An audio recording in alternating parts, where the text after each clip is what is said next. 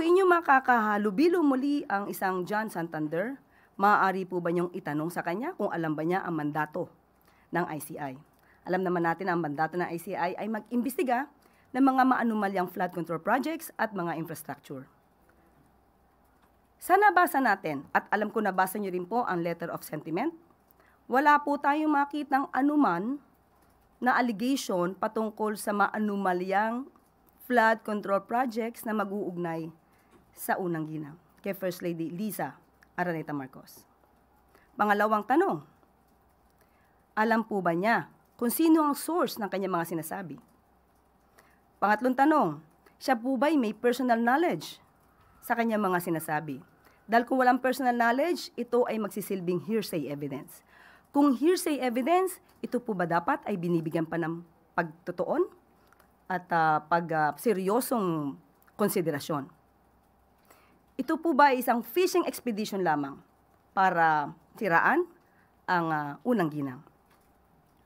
So, ito po naman ay nasa kamay na ng ICI. Ibinigay lamang po natin ang ating pahayag patungkol po dito dahil nabasa po natin ang letter of sentiment, pati na po ang attachments. Mismo, ang mga attachments ay walang nag-uugnay at walang naipakitang anumang ebidensya na magsasabing merong anumalyang flood control projects na pinasok ang unang ginang. Yusek, were you able to talk to either the President or the First Lady? Ano po yung nabanggit nila o naging reaction nila dito? Ang unang-unang sabi po ng First Lady ay hindi po niya ito bibigyan ng anumang pansin dahil ito po ay hearsay evidence. Alam po natin, ang First Lady ay abogado rin po. Sorry, last na lang po. How do you define the relationship between the First Lady and Maynard Ngu? Wala po siyang binanggit sa atin patungkol po dyan. Binanggit lamang po niya ay patungkol dito sa letter of sentiment. Salamat po. Next question, Job Manahan, ABS-CBN. Hello po, Yusek. Good morning po. Just confirming the reports, if former Ombudsman Merceditas Gutierrez was appointed as chairman of the National Senior Citizens Commission. Confirmed. Kailan po siya in-appoint at hanggang kailan po yung term niya? Mag-expire po ang kanyang term hanggang sa September 17, 2031. May we get the wisdom po behind the appointment of former Ombudsman Gutierrez? May reason kung bakit siya na-appoint doon sa position? Unang-una naman po, ang gusto ng Pangulo kapag po ito'y kanyang itinalaga ay dapat na magiling na isang leader at isang magaling na namumuno. Just a follow-up, meron na po bang iisip or nakita yung Pangulo na susunod na Justice Secretary? Sa ngayon pa rin po, si OIC, ang OIC po na si Yusek Vida pa rin po ang nanatiling OIC ng DOJ. Next question, Ivy Reyes, Bilyonaryo. Hi, Yusek. Good afternoon. An investigative report by the network that exposed the 1MDB scandal in Malaysia alleges that convicted fraudster Patrick Mahoney has resurfaced in Manila and was reportedly consulted by the Maharlika Investment Corporation, or MIC. Both MIC and Rep. Romualdez deny these claims, but the source told our network that Mahoney's been coming back and forth here in the Philippines trying to peddle deals, although none has materialized yet. Has the MIC previously consulted foreign advisors? And if so, would the admin be willing to disclose names? Unang-una po, hindi po natin masasagot kung ano po ang kaugnayan ni Congressman Romualdez. Ang masasagot lamang po natin kung ano po ang sinabi ng MIC. Yan po ay mariing pinabulaanan ng MIC at meron nga po silang official statement at akin lamang pong babanggitin ang parte nito.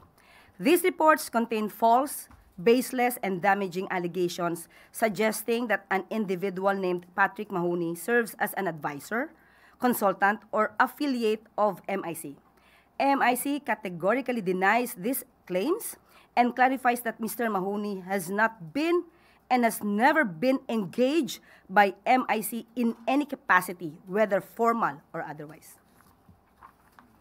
Next question, Samuel Medinilla, Business Mirror.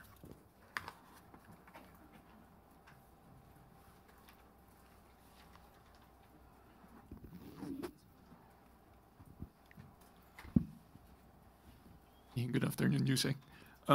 Tatanong ko lang po, i-confirm ko lang po if the President has already accepted the resignation of the 3 GSIS Board of Trustees and kung meron na pong na-appoint na replacement sa kanila. Opo, yung pagre-replace po, abangan na lang po natin kung sino po ang itatalaga ng ating Pangulo sa mga nag-resign po. Follow up po. Yung tatlong GSIS Board of Trustees na nag-resign raw po ay may allegations against kay GSIS President Vic Veloso. Meron na po kayang reaction dun si Pangulo regarding dun sa allegations nung Sa nag-resign? ngayon po, malalim pa rin po ang pag-aaral na ginagawa dyan at lahat po ng aligasyon ay hindi po ito tutulugan ng Pangulo at aaraling mabuti kung ito ay may katotohanan po. So makakaasa po kayo na gagawan po ito ng aksyon ng Pangulo. Pero under investigation na po to ng concerned government agency. Sa parte po ng Pangulo, siya po mismo ang nag-aaral dito. Thank you po. Next question, Vance Fernandez, Police Files.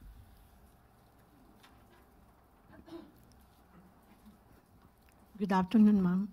Because of the rampant corruption in the Philippines, will the President consider reviewing the possible return of death penalty? Sa ngayon, wala pa po nababanggit ang Pangulo, pero siyempre sa pag-aaral po, kung ito po ay ipapataw muli at mawawala ang suspension or lifting ng pag-suspend sa death penalty, pag-impose ng death penalty, dapat pong aralin to dahil hindi lamang po ito bigla-biglang sinasabi na dapat nandiyan na ang death penalty. Inaaral mabuti dahil po dapat malinis, mabuti, maging maayos. Itong tinatawag nating 5 pillars of criminal or justice system rather. 5 pillars of justice system. Hindi po tayo pwede na umasa at ma-impluwensyahan. Dapat mawala sa impluwensya ng mga Pilipino yung mga nakaraang pangyayari kung saan may nag-admit na sila ay sanay gumawa ng intriga at magplanta ng ebidensya. Paano kung ang inosente ay nagawa ng intriga at naplantahan ng ebidensya? Death penalty ang maaaring ipataw. Kawawa naman po yung masasabi nating inosente. So, ang muling pagpapataw ng death penalty ay dapat inaaral ng malaliman. Thank you, ma'am. Next question, Job Manahan, ABS-CBN. Tapos na si. Okay.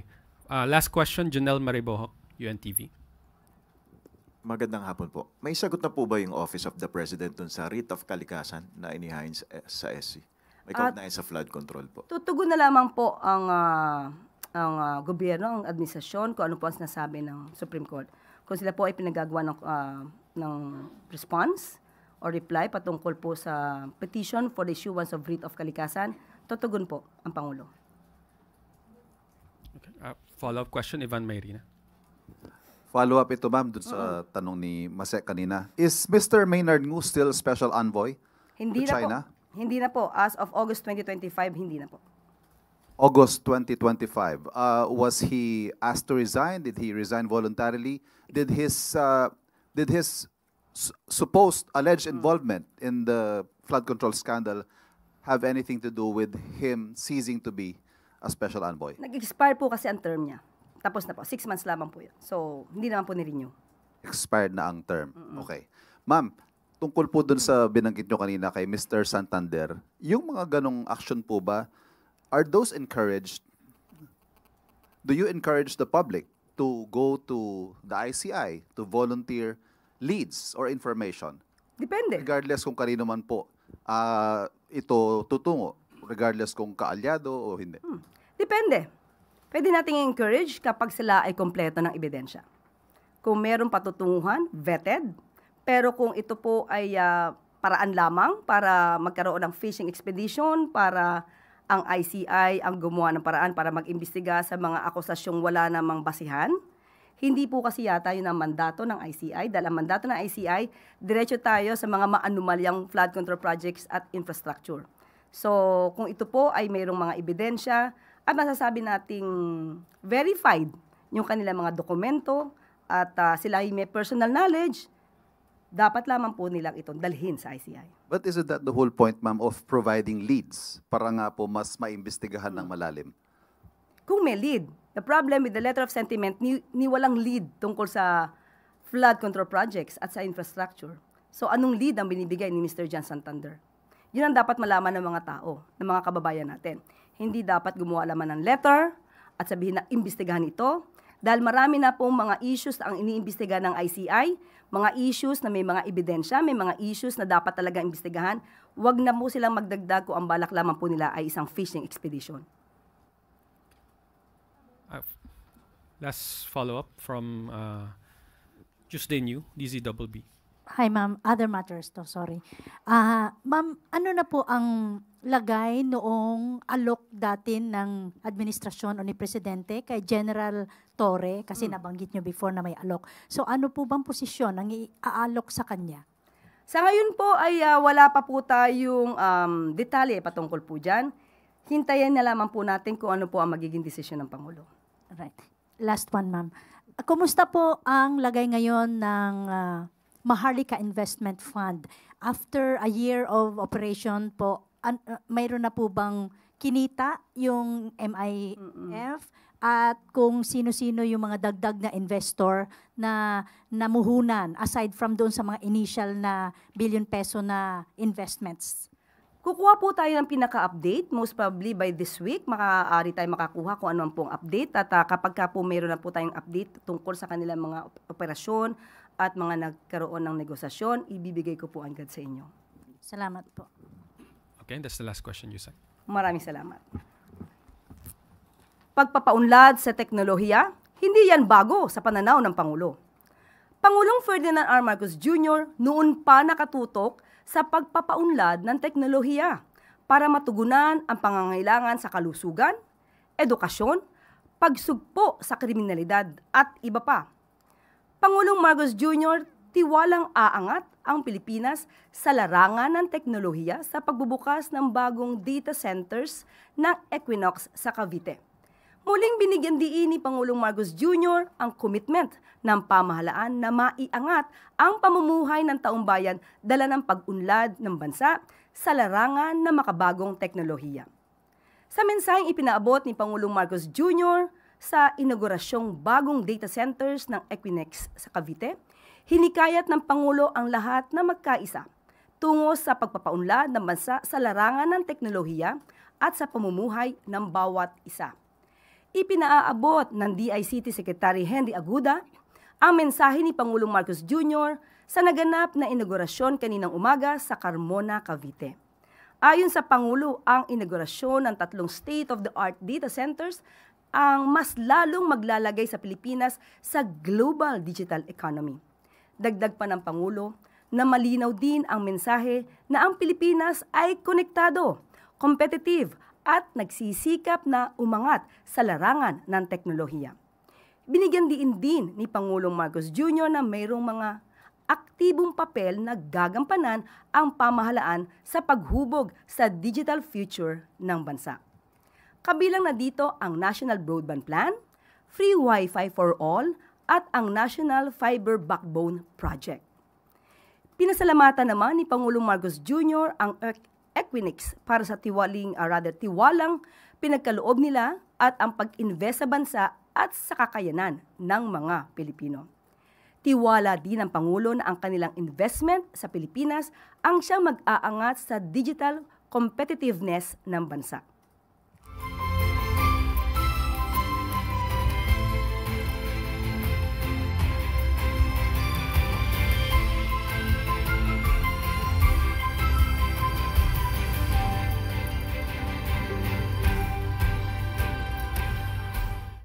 Good news! Philippine Navy, Philippine Air Force at NICA makakatanggap ng kanilang performance-based bonus bilang pagpupugay sa kanilang serbisyo at sakripisyo para sa bayan.